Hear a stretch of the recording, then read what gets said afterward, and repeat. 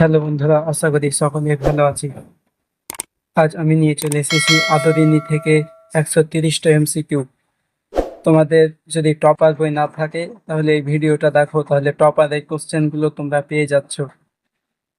যত question solve করবা তত তোমাদের পরীক্ষা ভালো হবে। আমি তোমাদের জন্য টপার থেকে 130টা এমসিকিউ আদরিনী থেকে নিয়ে চলে এসেছি। তোমরা এইগুলো একবার দেখো, তাহলে মনে থেকে যাবে। তাহলে শুরু করা যাক। প্রথম কোশ্চেন আছে, আদরিনী গল্পটির লেখক হলেন প্রভাত কুমার মুখোপাধ্যায়।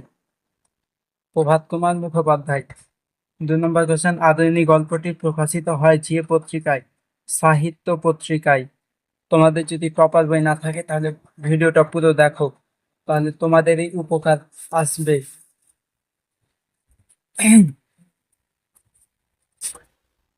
তো 3 নম্বর কোশ্চেন, আদরিনী গল্পের প্রকাশকাল ভাদ্র 1320।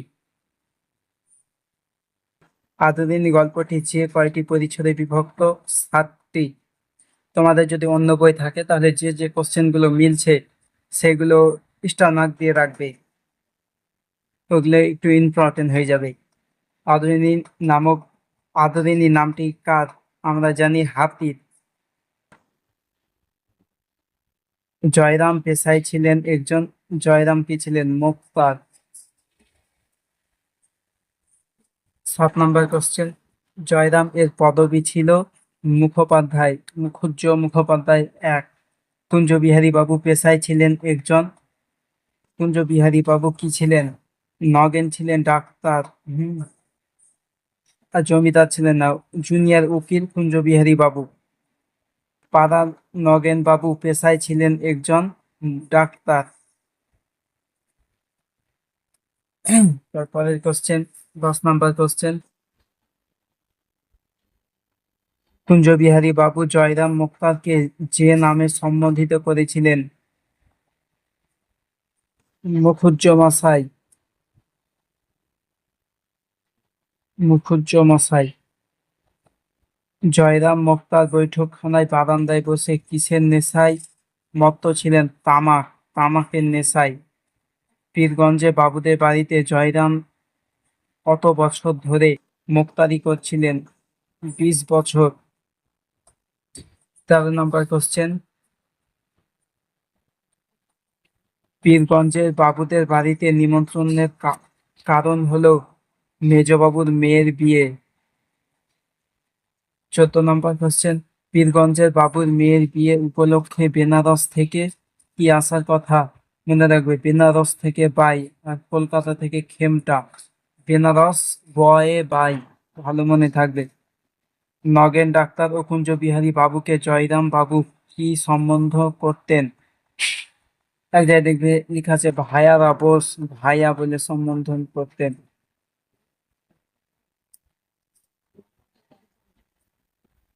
তারপরে কোশ্চেন 16 নম্বর, পীরগঞ্জের নিমন্ত্রণ রক্ষার জন্য জয়রাম বাবু কোন বাহন নিয়েছিলেন? তিনি হাতি নিয়েছিলেন। রাজার কাছে পাননি, তারপর তিনি কিনেছিলেন 2000 টাকা দিয়ে। নেক্সট কোশ্চেন, জয়রাম মুখোপাধ্যায় এর বয়স ছিল 50 এর বেশি।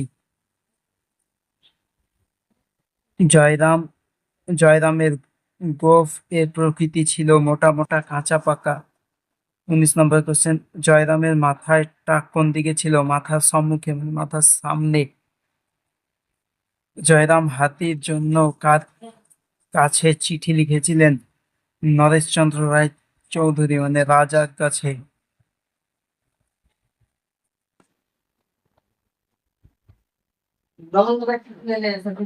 উহার আদিবাস যশোর জেলায়।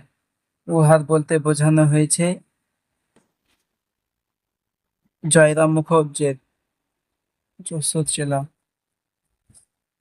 তখনও উনি এই জেলার প্রধান মোক্তার বলিয়া গণ্য। এই জেলায় বলতে যে জেলার কথা বলা হয়েছে যশোর জেলার। এরপরে কোশ্চেন, যৌবনকালে উনি রীতিমতো বদরাগী ছিলেন। উনি হলেন জয়রাম মুখুজ্জ।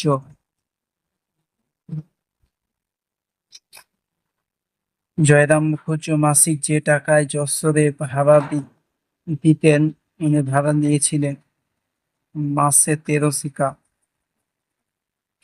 নেক্সট কোশ্চেন, 26 নম্বর কোশ্চেন। হাকিমেরা অবিচার করলে মুখুজ্জ মশাই যা করতেন, রেগিয়ে চেঁচিয়ে অনর্থপাত করতেন। 27 নম্বর কোশ্চেন। মুখুজ্জ মশাইয়ের বাড়ির মঙ্গলাগায় যে বাছুর প্রসব করেছেন এটি হচ্ছে এরে বাছুর। মঙ্গলাগায় এরে বাছুরের যে নাম রেখেছিলেন ডেপুটি বাবু।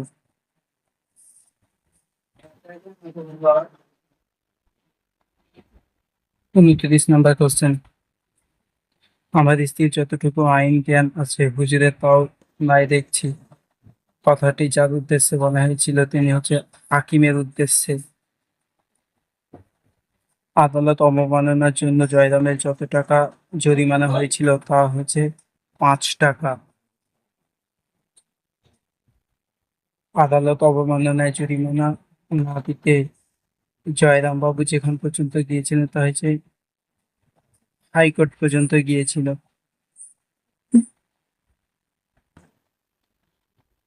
5 টাকা জরিমানা রহিত করার জন্য মুখুজ্জ মশাই যেটা খরচ করেছিল 3700 টাকা।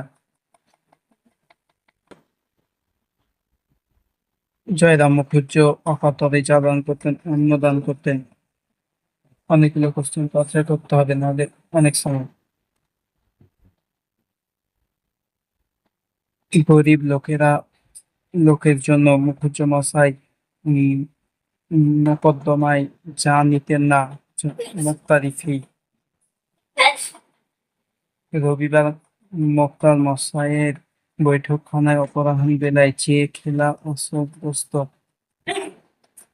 তাসপাশা খেলা।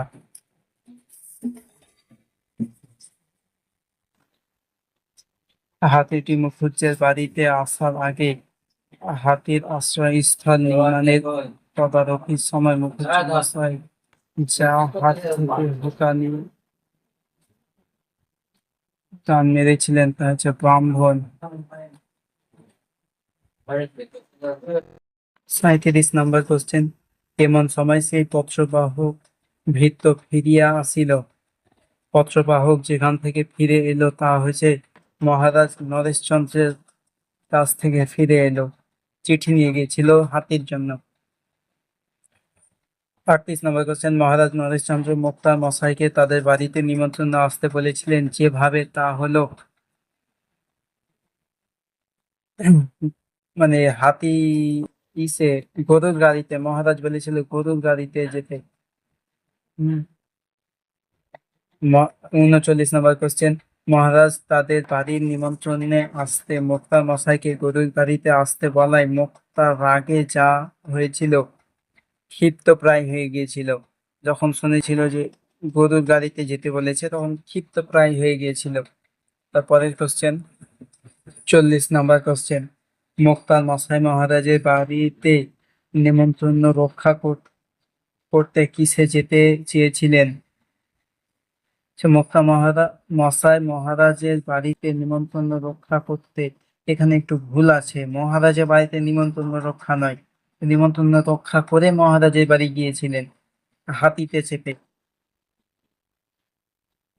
শহর থেকে কত ক্রোশ দূরে 2-3 জন জমিদারের বস্তি ছিল। শহর থেকে 3 ক্রোশ দূরে 2-3 জন জমিদারের হাতি ছিল। উমাচরণ লাহিড়ীর বাড়ি ছিল বীরপুরের উমাচরণ লাহিড়ী, বীরপুর। উমাচরণ লাহিড়ীর হাতিটি যেমন ছিল মাদি হাতি।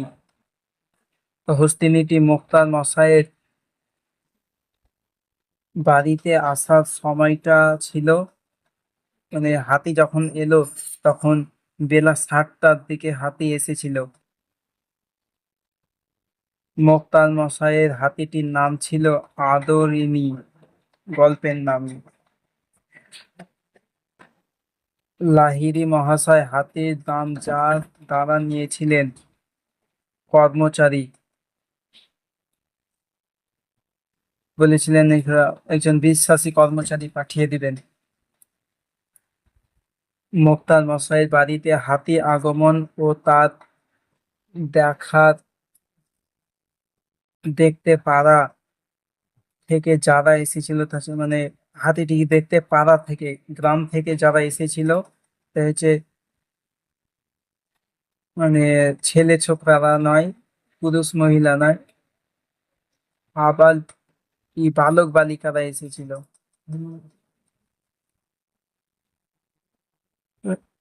আট 48 নম্বর কোশ্চেন, হাতি তোর গোদা পায় নাতি কারা বলেছিল? দু একজন অবশিষ্ট বালক বলেছিল।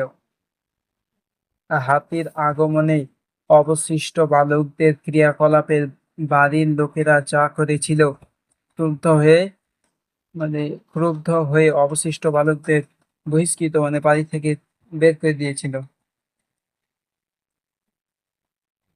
তারপরে 50 নম্বর কোশ্চেন, হস্তিনী মোক্তার মশাইয়ের বাড়ির যেখানে দাঁড়িয়েছিল সেই স্থানটি হচ্ছে অন্তঃপুরের কাছে। হাতির আগমনে মোক্তার মশাইয়ের বাড়িতে যে হাতিকে অভ্যর্থনা জানিয়েছিল জ্যেষ্ঠবধূ পুত্রবধূ। 52 নম্বর কোশ্চেন, মোক্তার মহাশয়ের বাড়িতে অভ্যর্থনাকালে হাতি যার নির্দেশে জানু পেতে বসেছিল মাহুত।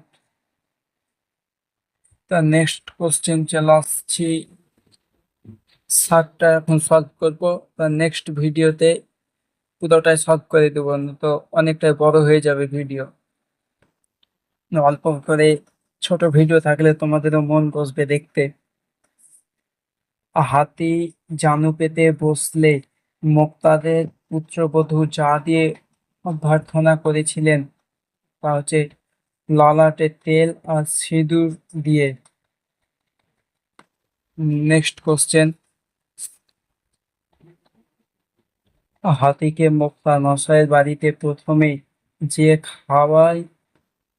খাওয়াই দেওয়া হয়েছিল, মানে যে খাবারটা দেওয়া হয়েছিল হাতিকে প্রথমে, আলু চাল কলা ও অন্যান্য মঙ্গলা দ্রব্য দেওয়া হয়েছিল প্রথমে। হাতি মোক্তার মশাইয়ের বাড়িতে প্রথমে যা খেয়েছিল, প্রথমে আলু চাল কলা ও অন্যান্য মঙ্গলা দ্রব্য মানে দিয়েছিল, তারপর পরস্পর সেগুলো খেয়েছিল, তোমার ছিটিয়ে দিয়েছিল, সম্পূর্ণ খায়নি। এবার 56 নম্বর কোশ্চেন, মহারাজ নরেশচন্দ্রের বাড়ির প্রাঙ্গণের অপর প্রান্তে ছিল প্রবেশের সিংহদ্বার। 57 নম্বর কোশ্চেন, রাজসিংহী রাজসমিতে উপনীত হয়ে মুখুজ্জ মশাই রাজাকে যেভাবে অভিবাদন জানিয়েছিল নমস্কার করে, রাজাকে নমস্কার করে, মানে হাতি নিয়ে রাজার কাছে যখন গিয়েছিল তখন মহারাজ মুখুজ্জ মশাইকে হাতিটি কাজ জিজ্ঞাসা করলে তিনি যা বলেছিলেন, হুজুর বাহাদুরের হাতি। 59 নম্বর কোশ্চেন,